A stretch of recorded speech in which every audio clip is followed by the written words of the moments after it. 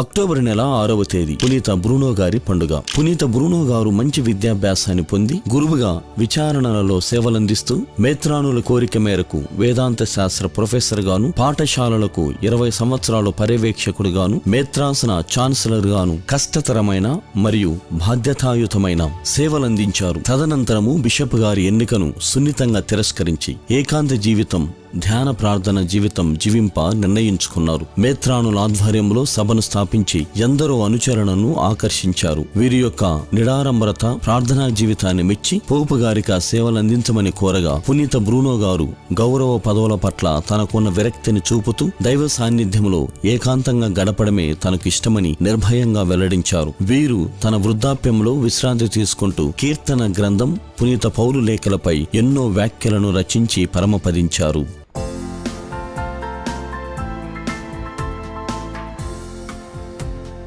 పునీత బ్రూనో గారు